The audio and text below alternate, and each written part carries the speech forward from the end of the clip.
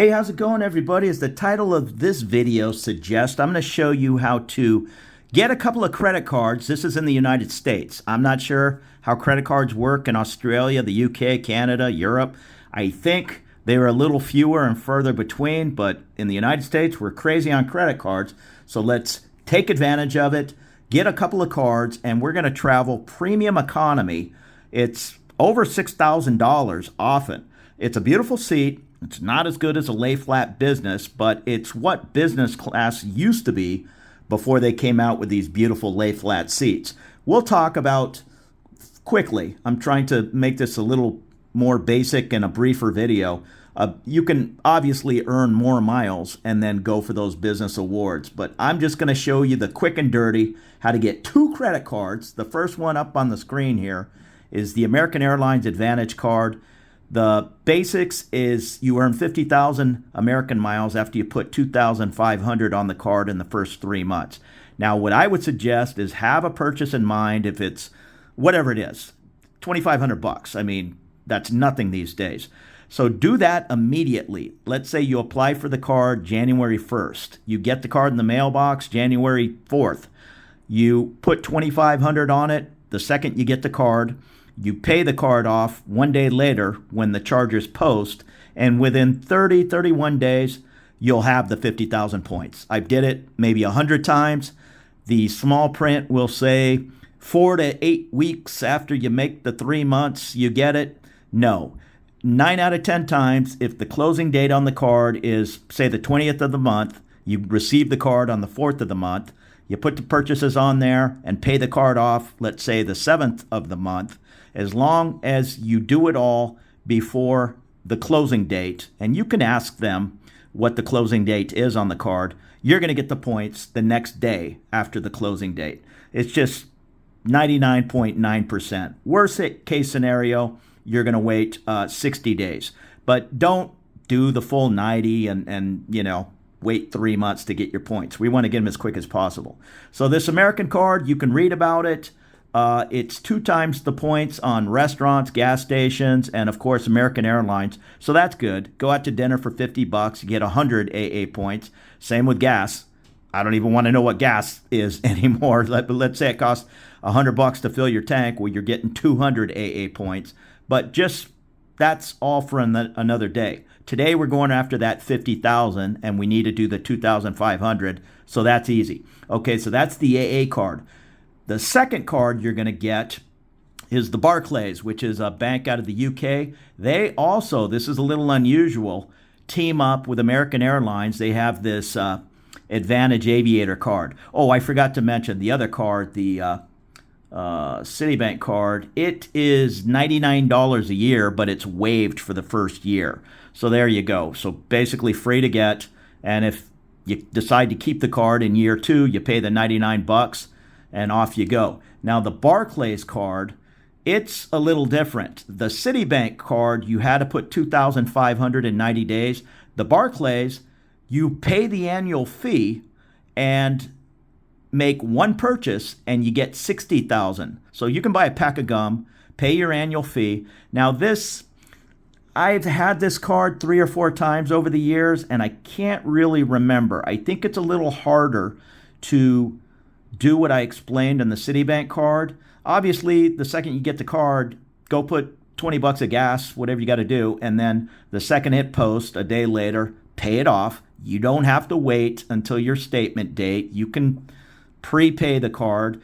Sometimes you can even prepay when it's still pending, but let's keep it simple. Let's let it post, usually in 1 business day, sometimes 2, and then pay it off. You'll have to set it up online, do what you have to do. It's not a big deal.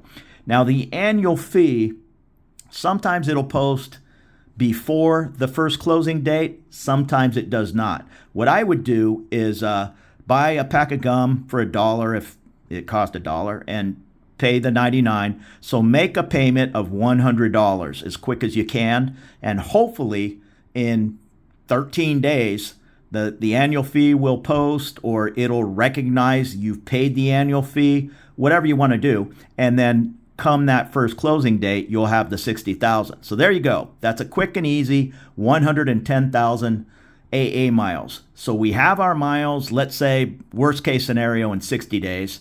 If you do it right, 30 days. We're now going to try to get to Bangkok in premium economy. LAX, I'm not even going to get started on the, I live in Tupelo, Mississippi. You need to get yourself to LAX with these awards, or at least find the award, and then try to put in the other section from Tupelo or Louisville or whatever the case might be. From LAX to Tokyo is the most important thing we're searching for. LAX to Bangkok in premium economy and coach, you can find that all day long. In business, sometimes you're going to have to go LA to Tokyo in business. You can find that. And then you'll have to take a downgrade on coach from Tokyo to Bangkok, the other 6 hours, 6.5 hours, and hope when you get to the airport, you're bumped up to business because you've already paid for it. But that is a discussion for another day. We're keeping it basic. So I am doing a one-way search, LA to Bangkok. We're redeeming miles because we have that 110,000 miles. And my internet is lightning fast. AA's website, not as fast. And I'm in Thailand right now, so I'm competing with all the folks at 12 noon in the United States. So here's the flight. It's LA to Haneda, Haneda to Bangkok. It doesn't have the greatest connection. It's an 11-hour layover, but that's great. Haneda is not Narita. It's right downtown Tokyo, so 11 hours. That's plenty of time. You can go out in town. You arrive early. Let's look at the details of the flight. You take off at 10:55 at LA, and you arrive at perfect 2:20 p.m. And then, excuse me, you have an 11-hour layover until your flight at 1:20 in the morning, and it lands in Bangkok at 5:50. You can even stretch that out if you can find availability. Again, we're keeping it simple. So you arrive at 2:20. You have 23 hours and 59 minutes to get on another plane and get to Bangkok, and it's still one ticket. In other words, this is an 11-hour, 25-minute layover. You can stretch that until the last flight you can find and do a full 23 and a half hours in Tokyo. But again, let's just keep moving. We now have our 50K one way. We pay $16.40. That's a little bit of airport tax, I don't know, takeoff tax from LA, landing tax from Tokyo, whatever it is. We're going to do the same thing coming home. You pick your 50,000 coming home in 2 weeks, 2 months, whatever it is. Now, this is 50,000 plus $16. What would this exact flight cost? Of course, this one timed out too, if we had to pay for it. Well, there's the price right there. $3,197. Same flight, LAX to Haneda, an 11-hour layover. There it is, the 11-hour layover, and then we're on that same flight. We get in at 2:20. We depart the next day at 1:20 in the morning. But there you go. I just showed you fairly fast. Get those 2 credit cards, and it's almost $3,200 for the price of the ticket, yet you're doing it for $50,000 each way and $16, $20 each way. Easy money. You have to pay $99 for the one card. You have to pay, call it $40 tax. So less than $150, 2 credit cards. Do you have something you can spend $2,500 on? Unfortunately, most of us do. And off you go in premium economy. Now, if we wanted to do this in business, this 50 would look like 70, and it's harder to get. What you have to do is go to the top here, go to the calendar, and I'm not going to drag this on too long. I want to keep this a little bit shorter video. You then go up here where it says show all classes and put business or first, and I didn't do this, so it'll be just my luck. There is 0 availability. Well, okay, see, here's some down here. So 70,000 points. Now, you're going to have to get some more spend on those cards. Go to the restaurant, pay a lot of gas, 2 times the points, and boost it up, because the 2 credit cards is going to give you 110,000 points. 2 round trips, or we're doing 2 one ways.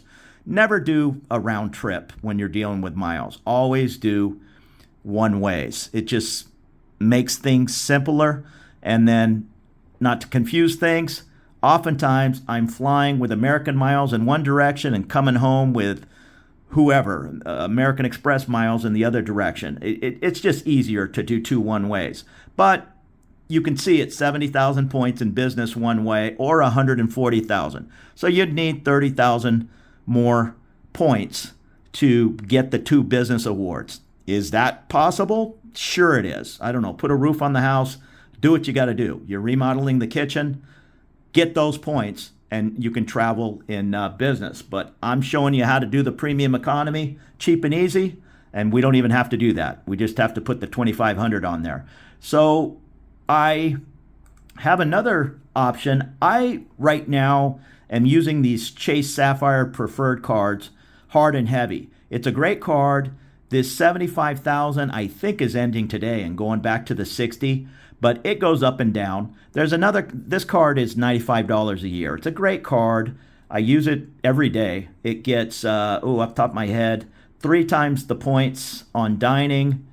That's the main one for me. You have to put $4,000 on this card, not $2,500 in the first 3 months or 90 days. But the beauty of a product like the Chase card or the American Express cards, they all have them. Citibank has one. They all have one. A card where they work with partners. Now, I don't have the partners opened up here, but in the case of the Chase Sapphire, the partners we're mainly interested in are United, Virgin Atlantic, and Air Canada. You would then transfer your points to, say, Air Canada, whatever it is, your 75,000 points, 100,000, however many you've earned. Transfer them over to Air Canada when you found an award on Air Canada coming to Bangkok. Now, it's probably not going to be on an Air Canada plane. I don't even know if they just started a Vancouver to Bangkok 3 days a week or seasonal or something. But they also have partners in Air Nippon, Ava to Taipei, who else? Singapore. So what you're basically doing is you're hunting for the award like I showed you at American at United, but you don't want to use United points. They charge too much. I want to say the cheapest is 110 in business class, where Air Canada, you might be able to get a 70,000. I'm just going by memory here. 70,000 one way in business class on Air Nippon. So do a little bit more research on the Chase Sapphire. There is a website called Flyer Talk, which gives very detailed information on everything. There's a lot of trolls there. So if you ask kind of a silly question like, hey, what's a good credit card to travel in first class? Be prepared to get attacked by 100 knuckleheads. It's just how it is. It's a bunch of airline nerds, and they can't wait to attack somebody who's asking kind of such a basic question, and they've obviously did zero homework. These are guys that their whole life is airline miles, and it's a little weird, actually. I mean, it's a good resource. They have wikis at the top of everything from Ultimate Rewards to traveling to Asia with Ultimate Rewards, on and on and on. It's very specific. We can buy points too, and this has happened to me many times. You're 3,000 points short on an AA, American Airlines redemption, whatever it is. It's 100,000 points round trip. Again, 2 one ways is better. In premium economy, but we only have 97,000 points, and you're ready to pull the trigger. I hate doing this, but you can go to American and for $29 buy 1,000 points. So for a little less than $100, you have the points you need to close the deal. Again, it stinks to spend that 100 rather than going to dinner 3 more times, but sometimes you don't always have the time and you're ready to make the deal, and it is possible. Oh, one thing I failed to mention, what's good about a card like the Chase Sapphire Preferred and all their travel partners, they also have hotels. I've used Sapphire points for Hyatt all the time. Most people, they like using the Sapphire, especially traveling to Asia, transferring over to Virgin Atlantic. They used to have an incredible deal to fly ANA in first class. Everything changes with these points. That deal is now gone, and it's much more points now to fly in first class than it used to be. But it's still somewhat reasonable. But the Air Canada it's still kind of the best transfer from Sapphire to Air Canada to fly in Air Nippon. I know this is getting a little confusing. You're going to have to do hours and hours of reading on that flyer talk. I'm just throwing out the basics. If you're interested in a card like the Sapphire Preferred, I do have links on the video description. If you click on my link, you get whatever the latest offer is. I get 10,000 points by sending them a new customer. So I'd appreciate it if you use my link, but only if the card works for you. You can also upgrade with points. I'm not a fan of this. I've did it all. What this basically means is you buy a coach ticket from, call it LAX to Hong Kong. There is a flight from LA to Hong Kong on American Airlines. Now, this only works with American metal. It does not work when you're traveling on, say, Japan Airlines with American Airlines points, and that's very possible from the starting point in Los Angeles. It's getting more rare. The airlines will push, which makes sense because they have to purchase that ticket, of course, at a discount from Japan Airlines or Ava or whatever the case might be. So if they have a flight, in the case of American, they have San Francisco to Hong Kong, San Francisco to Tokyo, LA to Tokyo, LA to Hong Kong. I don't remember what. I think Peking, because my buddy used to fly that Dreamliner. So I think that flight is still out there. But whatever, they have their own American flight. And in the case of that premium economy, there you go. It was an American plane, AA flight, whatever. Have it written down here. AA flight 27 from LAX to Tokyo. And then you got on JL flight 33, which is Japan Airlines, to continue to Bangkok, because an American airline plane does not go to Bangkok, not with passengers anyhow, maybe freight or a special sports team or something. But that's how it's going to work. So they're always going to push their planes, and it also makes it easier to find those awards. The American flight, and I don't know if they have one from Dallas or Chicago, maybe they do, direct into Hong Kong. I'm guessing they do. I know they do from Tokyo. But it's easier to get on that plane in premium economy, in coach, you can do that all day long. I mean, that's simple. But premium economy, business, and first class, your best bet is to not have a connection. So whatever the direct flights are, and Hong Kong is probably the best, especially if you can get it in business. It's a longer flight than Tokyo. I prefer all day long to fly LA, Tokyo, Tokyo, Bangkok, if I can do it all in business or first class. And I've did it many times. It's just harder to find. You need to set up all kinds of alarms at different paid websites, and the second they tell you there's availability, you stop what you're doing and buy the ticket. Most people aren't going to do that. So what I'm going to suggest is take a look at LA to Hong Kong on American Airlines. You're going to be able to find that at some point in the next 3 months, 6 months, maybe tomorrow. In premium economy, in the case of the example we're showing, or if you're going for business, you'll be able to find it. It's not complicated. So once you get to Hong Kong, you then have to suck it up and buy a $150 round trip ticket on AirAsia. Don't be throwing, but I'm traveling with two 70-pound bags and AirAsia is going to charge me $300 for it. Well, don't travel with two 70-pound bags. I mean, you have to do what makes sense. I know when you're traveling in business, you're allowed these big, heavy, gigantic bags and all. AirAsia doesn't care how you got to Hong Kong. That for that 2-hour flight over to Bangkok, I mean, it would be better if you're carrying a backpack that's 15 pounds. I did it. I don't know how many dozens of times, but I get it. The average person is going to have a suitcase. Just keep it cool. Find out what it costs to prepay for luggage on the AirAsia and just take that short 2-hour flight over here to Bangkok, and you've traveled across an ocean in a beautiful business product. Now, traveling to Tokyo, you can do it, but then it's kind of an expensive coach ticket to go from Tokyo to Bangkok, and it's 6.5 hours long. So I really don't want to do that in coach, and I don't want to pay for a second award. That's another choice. You don't have enough points if you only have the 110,000. So take a look at Hong Kong, Maybe Korea, maybe Taipei. If that is the only way you can get there on a United plane, an American plane, a Delta, even if you transfer your points to, say, Air Canada, again, I don't have everything memorized. Air Canada might have a flight from somewhere, probably Vancouver, maybe Toronto, I don't know, straight to Hong Kong. You need to find all these one-way, non-connecting flights, and that will make your life much simpler.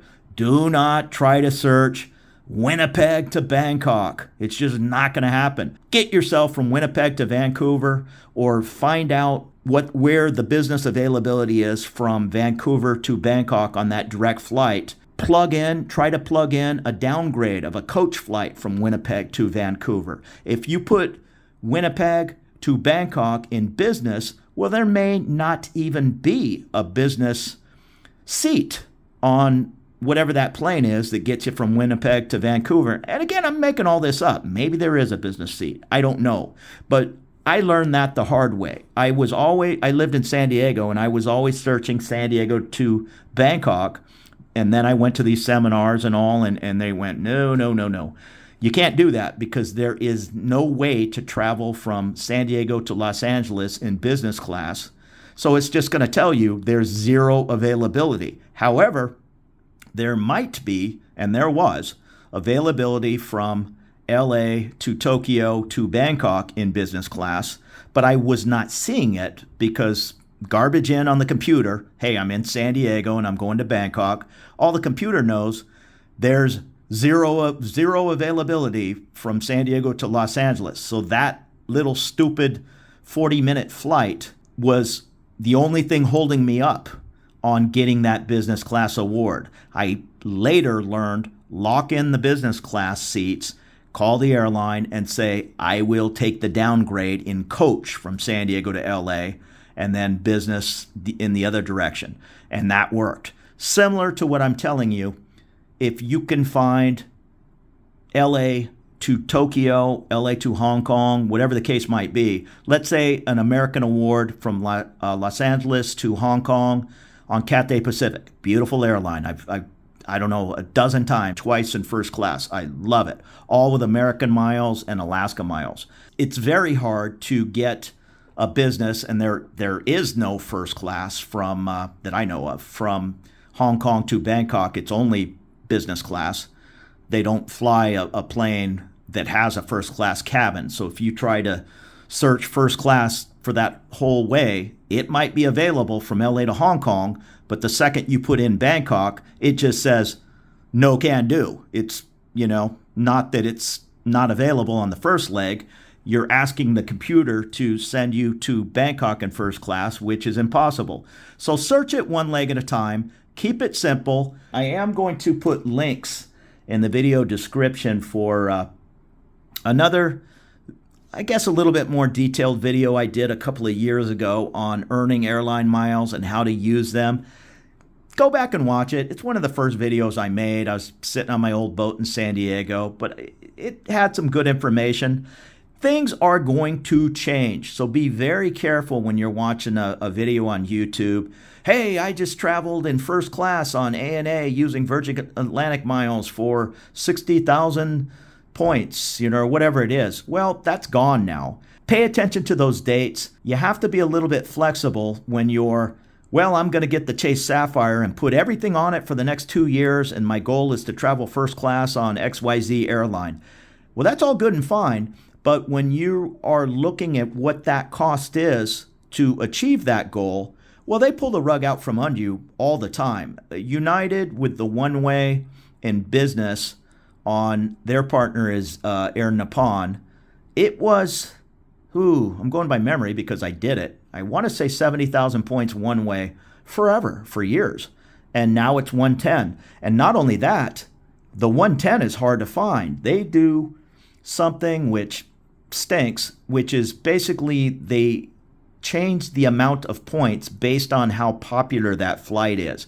So sometimes you can travel for 110 in business, sometimes 250, sometimes 450,000 points.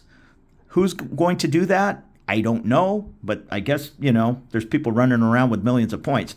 That used to be me back in the day. I mean, when it was just so easy to get these credit cards, and we would do what's called manufactured spend, which is buying Visa gift cards and buying money orders and paying the money orders off with the gift cards and on and on and on. And next thing you know, you have 600,000 American miles and 400,000 Alaska and 900,000 United.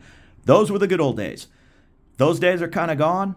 And many of these cards, thanks to people like me, this Chase Sapphire, when it first came out, I got it 3 times within 2.5 years, earning the 60, 70. Heck, I think I earned 100,000 bonus points one time. They were just really pushing the card. No, that was the Chase Reserve. It's Big Brother. That's $550 a year.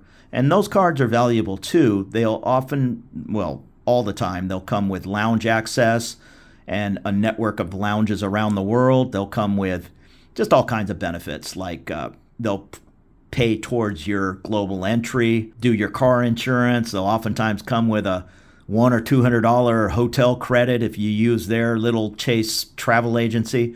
Just different things. So when you hear these big $550 for the card, it's really not $550. It's maybe $200 if you use all the benefits that, I mean, they give you free DoorDash and Uber and on and on. They're not that bad. I've had them all. The other thing is you don't have to keep these cards open forever. Oh, what I was getting at was they've changed the language. A guy like me got 4 of those Chase Sapphire Preferreds, and maybe I've had 4, in the last 5 years. They kind of got tired of guys getting the card, getting the points, paying the card off, canceling the card, getting the card again, getting the points, on, rinse and repeat. So there's now language on most of these cards. You can receive the bonus every 48 months. I would do that. It's a good card to have, the Sapphire Preferred or the Sapphire Reserve, but there's no sense in paying that $95 every year for the next, whatever it is, 10, 12 years.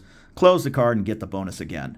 There's different rules on how you have to exactly do that, and you can read all about it for hours and hours over at Flyer Talk. But basically, just understand there's a little bit of language in there. Now, with the Sapphire, it even gets a little more complicated because you used to be able to have the Sapphire Preferred, the Sapphire Reserve, the free Sapphire card, which doesn't have an annual fee, but at least you can buy $5 of gas on that card and keep your ultimate rewards points alive. Now you can only have one card in the family at a time. And right now I have the Sapphire Preferred. I'm considering closing it and getting the Sapphire Reserve. But I have another Citibank card which gets me lounge access, so I haven't did it right now. There's also cards, and I have links to them, the Freedom cards. There's a Freedom, I don't have it memorized. There's the Freedom Unlimited, the Freedom Flex, and maybe they closed the Unlimited, but I still have it. One card gives you 1.5 times on every purchase. The other card gives you rotating categories at 5 times the points, but it caps out at $1,500. It might be Amazon and internet network services one month, and the next month it might be, I don't know, grocery store, and the next month it might be gas. You can get that $1,500 times 5 points, and if you're a guy like me, you have 3 of each of the Freedom cards. Those, they allow you, unless they've changed the rules, I still have them, they allowed you to keep multiples. So even though they cap out at 1,500, but I have 3 of those cards. So again, I'm kind of going down some rabbit holes. This is just the basics. Get those 2 cards, get in premium economy. You can see it's over $3,000 one way. Maybe you can get it for $4,000 round trip, but much better is spending $95 on a card and $30 of tax. So I'll leave it up to you. You don't have to keep that card open forever. You don't want to be a bad customer. What I would not get in the habit of doing is getting a Barclays, although I did it. I did it dozens of times. But what you really don't want to do is get a Barclays card, put your one spend on it, get the 60,000 points, and then close the card in the first month. At least keep it open for 11 months and 29 days. And when the annual fee is due again, you call and say, hey, I'm really not using this card. You can see I'm not using it. I'm considering closing it. And they go, well, hold on now. How about if we waive the annual fee? Will you keep it open? Or maybe they might say, well, hey, we'll waive the annual fee if you'll put $1,000 on the card in the next 90 days. And Yeah, it's all worth it. You need to have some kind of ability to earn American miles. Do these points expire? And yes, they do. They all have different rules. Again, Flyer Talk, you can read all about it, or you can look up your individual program. I don't have it memorized.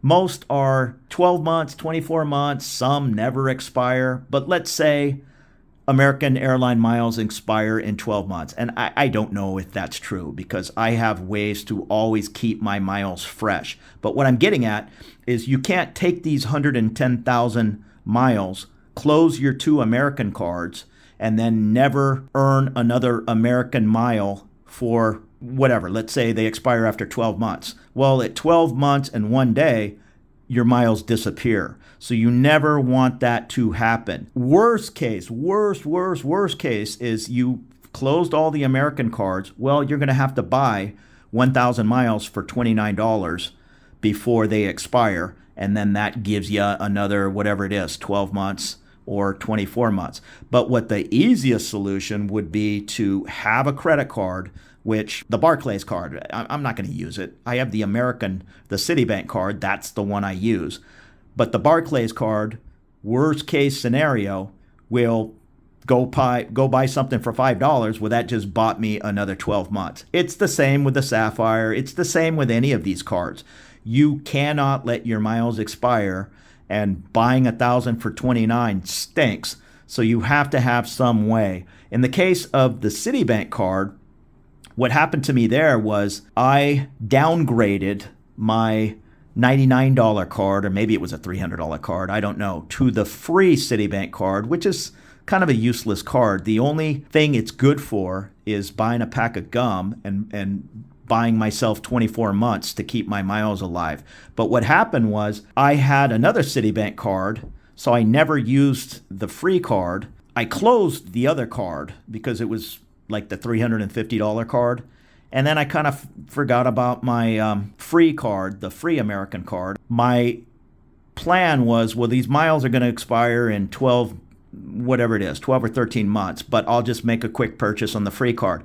So I never used that card in over a year, and they just sent me a letter saying, oh, it appears you're not interested in that free American card you have, so we closed it. And I'm like, oh, geez. So I ended up I flew American Airlines. Of course, that's another way to earn miles. Or you can fly on one of their partners, and that, I think, is what I did. I think I paid for a Qantas flight, a quick one from Melbourne to Sydney. Qantas partner is American Airlines. So I credited that flight to American, and that whatever that $150 ticket re-upped my American miles for 24 months. And I'm guessing on the 24. Pride myself that I've never once let any miles expire in all 15 programs I have miles in, and that's not ever going to happen to me. There are programs out there where you can enter your miles and enter your expiration dates and enter your frequent flyer miles, and they'll let you know, hey, you're getting close here on, you got 3 months to do something with these miles or they're going to expire. I think Southwest is the only airline that it doesn't work at. And off the top of my head, I'm forgetting what it's called. It's a very popular website. Flyer Talk will tell you. So I hope all this helps. It's not as complicated as it seems, but it's not easy and a no-brainer. Otherwise, everybody would be traveling in a $6,400 ticket for $100. You're going to have to do some reading, some homework, have a little bit of patience, a little bit of flexibility. You're not going to be able to find those flights when all the business travelers are heading to Asia, if that's whatever it is, Friday afternoon, to be able to do business on Monday morning, or coming home Sunday morning and arriving Sunday morning in LA.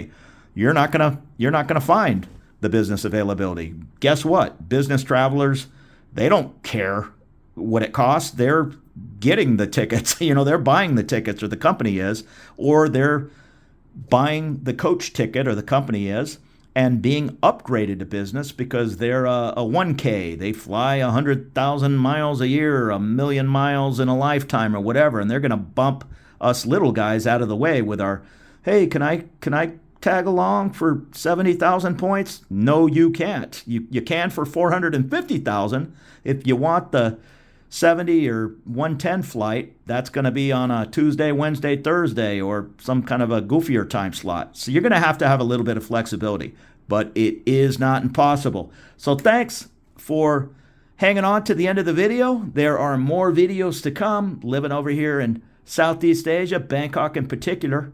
I love this city. So you have a great evening.